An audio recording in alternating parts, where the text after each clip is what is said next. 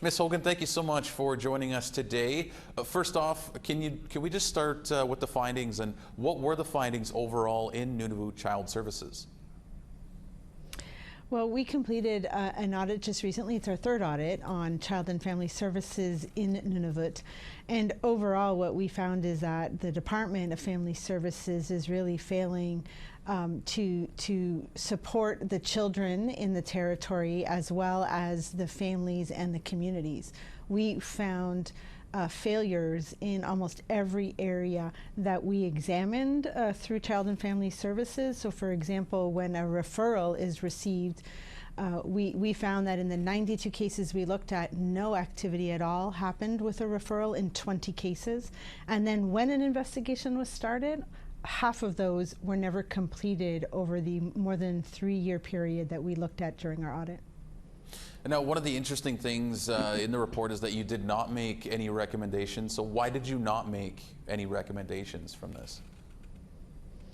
You know, that was a really difficult decision to make, and we talked a lot about it as a team as to what would be the right course of action. We've issued recommendations back in 2011 and in 2014. The government made commitments and had an action plan on how it would address our findings, and we found that the situation is worse now than it was back in 2011.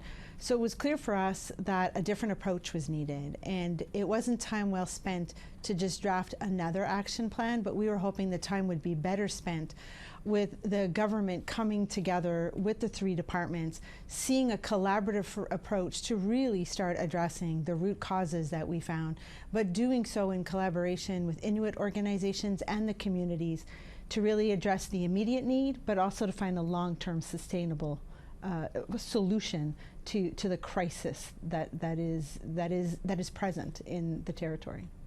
And Ms. Hogan, your report found very long delays in government workers following up on children in care. What were some of the reasons for that? I think it's important to know that when there's a plan of care put in place, or if a child is placed in a foster home in territory or out of territory, there's actually a requirement that there be a face-to-face check-in with the children and the youth at least once a month. So we saw delays, as you mentioned, that were really long. Sometimes it would have just been 6 months or so, but in some cases we saw years, in fact over 39 months in one situation. That is a long time for a child to wait to get the care that they might need. The root causes, in our view, are very intertwined, and there were many of them, so I'll just name a few. I'd say it's funding. When you don't know how many children are in your care, it's hard to know if you have the right resources in order to take care of the children and support the families as needed.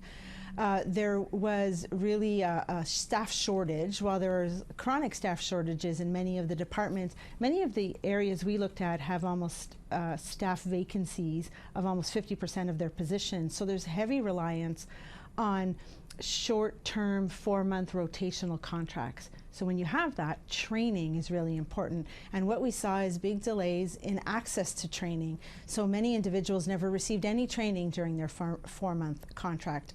And then finally, I think the more fundamental one is really a lack of a case management system or good information management practices. While that might sound administrative, it's so important because you need that foundation to know how many kids are in your care, and are you following up with them when needed, and are the families receiving those supports?